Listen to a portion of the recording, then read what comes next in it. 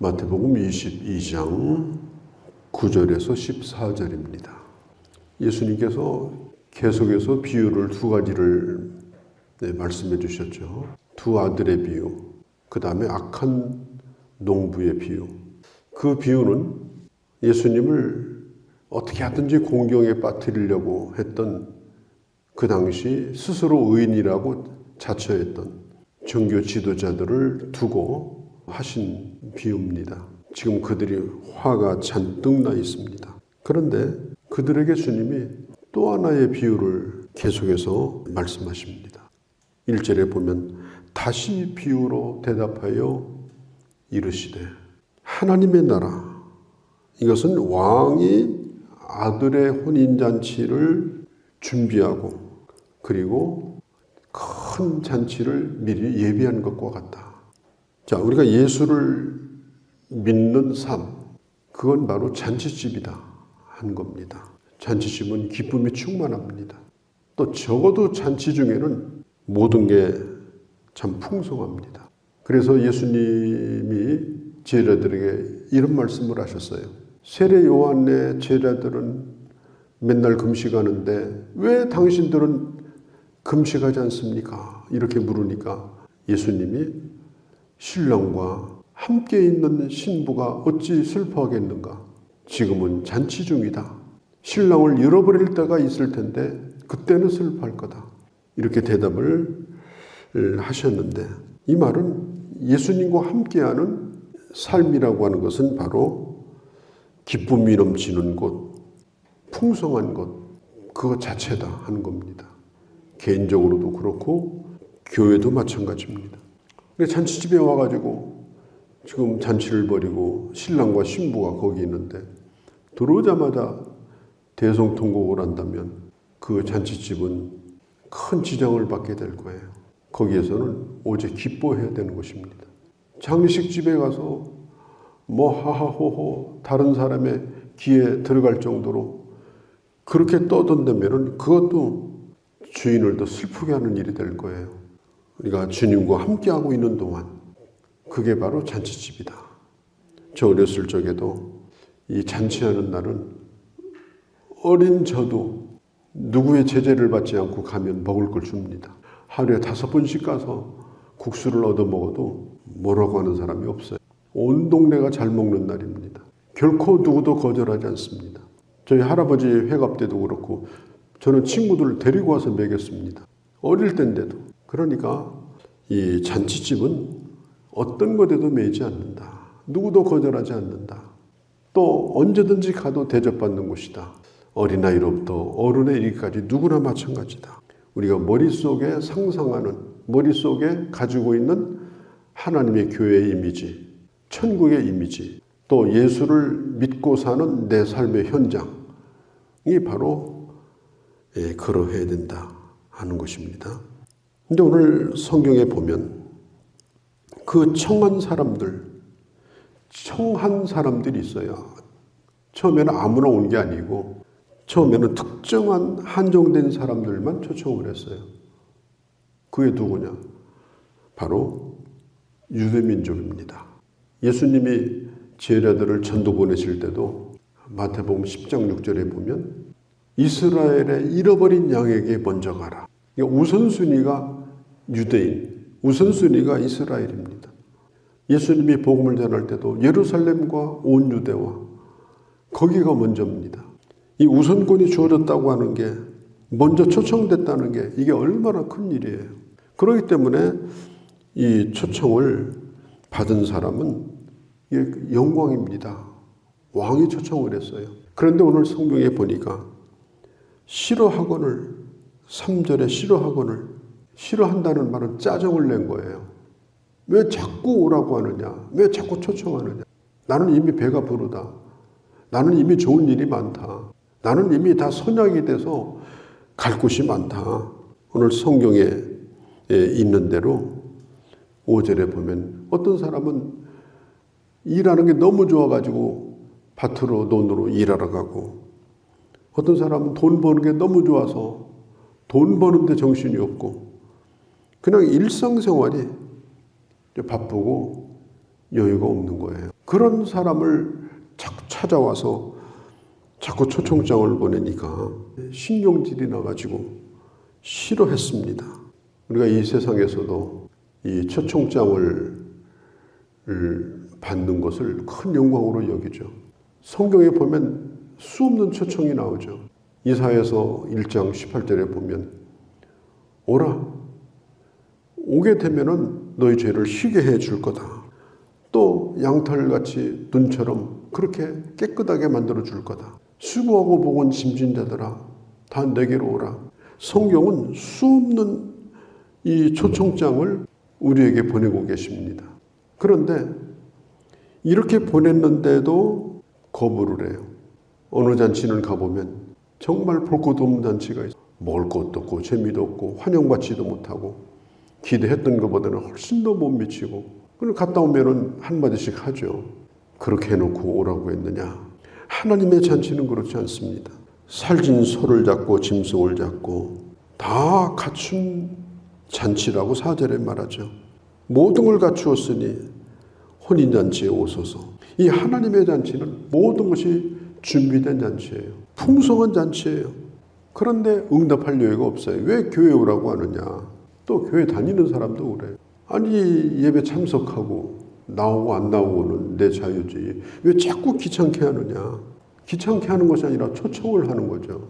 그런데 보낸 사람에게 모욕을 하고 때리고 5절 6절에 보면 아주 심하게 그렇게 대우를 합니다. 예전에는 왕이 정식으로 초청을 했는데 그 초청을 아주 불손하게 거절을 했다. 그러면 그것은 그날이 선전포고하는 날입니다. 바로 전쟁이 일어나는 거예요. 그래서 초청을 거절한 사람들을 모조리 다 멸해버립니다. 우리가 예수님을 믿으라고 하는 것, 우리가 영적 잔치에 초대하는 것은 이것은 왕의 초대입니다. 이걸 거절하면 거절한 것에 대한 책임을 져야 되는 거예요. 예루살렘의 예를 들면 예루살렘은 예수님이 예루살렘에 들어왔을 때 그 종교 지도자들이 특별히 성전을 지키는 종교 지도자들이 예수님을 거절했어요. 서기 70년에 그 성전이 다 허물어졌습니다. 서기 70년에 돌 위에 돌 하나 남기지 아니하고 완전히 로마 군대에 의해서 성전이 다 없어져 버렸어요. 그러니까 하나님을 환영하지 아니한 그 현장은 언젠가는 주님 없이 그 인생을 살았던 것은 책임을 져야 되는 것이다. 그걸 오늘 성경이 말하고 있는 거예요. 그런데 초청을 하는데 나중에 가서는 사거리에 가서 초청을 해요. 근데 누구든지 오라는 거예요. 그런데 조건은 딱 한 가지입니다. 왕이 주는 예복을 입고 오라. 이게 초청을 해서 오겠다고 하는 사람한테는 왕이 주는 옷을, 좋은 유니폼을 주었어요. 그리고 올 때는 이걸 꼭 입고 오라. 그런데 어떤 사람은 자기가 정말 비싸게 주고 아주 좋은 옷을 하나 가지고 있는데 그 옷을 꼭 입고 가고 싶은데 왕이 준 옷을 보니까 영 아닌 거예요. 자기 취향하고 빛도 안 나고 화려하지도 않고. 그래서 자기 마음대로 멋있는 옷을 입고 갔어요. 그런데 잔치집에 가보니까 문 앞에 누가 지키고 있는 거예요. 어찌 왔느냐 그러니까 난 잔치에 초대받고 왔다고. 왕의 초대를 받았다고. 그런데 왜 옷을 안 입고 왔느냐. 나 옷 입고 왔다고. 왕이 준 예복을 입었느냐. 어디다 뒀느냐. 아니 아무거나 입고 오면 안 되냐고. 그런데 거기서 쫓겨났습니다. 성경은 뭐라고 말을 하는가 하면 13절에 슬피 울며 이를 갈게 되리라. 손발을 묶어가지고 임금의 종들이 그를 밖에다가 집어 던진다. 자, 예복을 안 입었다는 것이 이렇게 큰 문제인가? 큰 문제입니다. 군인은 군복을 입고 다녀야 됩니다. 큰 연병장에 지금 사단장이 와가지고 검열을 받는데 군인 하나가 사복을 입고 왔어요. 빨간 옷을. 그건 큰 벌을 받아야 돼요. 지금 경찰이 근무를 나갔는데 경찰복을 입지 아니하고 넌닝바람에 허리에다 권총 차고 다녀요. 그럼 사람들이 뭐라고 그랬어요? 신고 들어가요. 강도 나타났다고. 그러니까 옷을 입어야 되는 거예요. 그래야 신분이 증명되는 겁니다.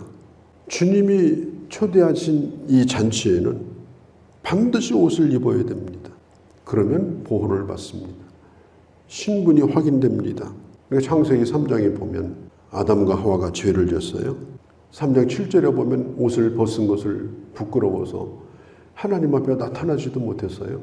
그래서 짐승이 옷을 잡아가지고 짐승을 잡아서 옷을 만들어서 그들에게 입히니까 그때 비로소 그들이 하나님 앞에 나올 수가 있었던 것입니다. 그 옷이 뭐냐?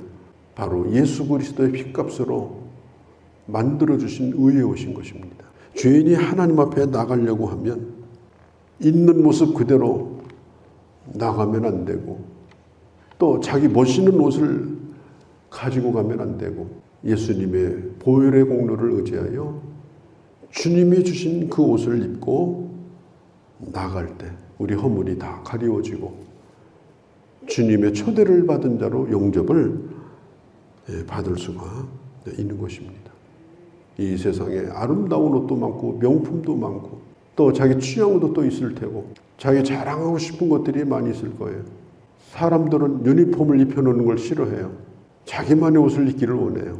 그러나 우리가 주님 앞에 갈 때는 주님이 입혀주신 예수 그리스도의 의의 옷을 입고 가야 그때 비로소 주님 앞에 설 수가 있는 것입니다. 그러니까 성경에 보면 이사야서 64장 6절에 보면 사람이 입은 의의 옷은 다 더러운 옷과 같으며 잎사귀와 같이 다 시들어짐으로 죄악이 전부 바람같이 날아가나이다. 사람이 입고 있는 옷은요, 잠시는 아름답지만 언젠가 다 헤어지고 다 말라지고 다 벗겨진다고 성경은 분명히 말하고 있습니다. 오늘 마지막 절에 보면 이렇게 말해요. 청함을 받은 자는 많되 택함을 받은 자는, 청함을 받은 자가 누구냐? 예수 믿어라. 복음을 듣는 사람은 많아요. 어떻게 하든지 복음을 전하죠. 전도지도 주고 만나서 전도하고 방송으로 전도하고 해외 선교도 하고 갖가지 방법으로 합니다. 그런데 거기에 응답하는 사람, 여기 보면은 택함을 입은 사람이라는 말은 복음을 듣고 성령 안에서 예수 그리스도를 믿고 하나님의 자녀로 인정받은 사람, 그런 사람은 많지 않아요. 많은 사람이 부름을 받지만 다 유효한 것이 아니라 유효한 부르심이 있어요. 그게 뭐냐? 예수 믿고 주님 앞에 나오는 부르심입니다. 너 왜 나왔느냐? 나 예수 믿고 나왔습니다. 이래야지.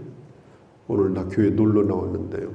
오늘 누구 만나러 왔는데요. 돈 받으러 왔는데요. 그러면은 바깥에서 내쫓는 거예요. 오로지 예수 그리스도의 보혈의 공로에 의지하여서 주님이 주신 옷을 입고 함께 모여 주님을 예배하는 곳이 교회예요.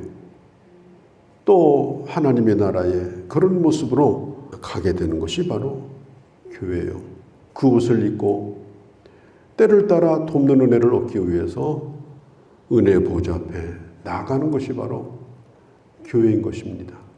이걸 언제나 기억하고 주님의 은혜와 보혈을 의지하여 항상 하나님의 은혜를 덧입는, 그리고 마지막 날에도 오직 주의 은혜로 설 수 있는 그런 주님의 귀한 자녀들이 되어주시기를 바랍니다. 거룩하신 우리 아버지 하나님, 예수 그리스도께서 배설하신 잔치는 참으로 풍성하며 주님이 주인이 되시고 주님이 축복하시고 주님이 함께 하시고 주님이 생명을 주시는 그런 잔치입니다. 우리는 이미 초대를 받았고 이미 누릴 천국을 이 땅에서도 누리는 은혜를 받고 있습니다.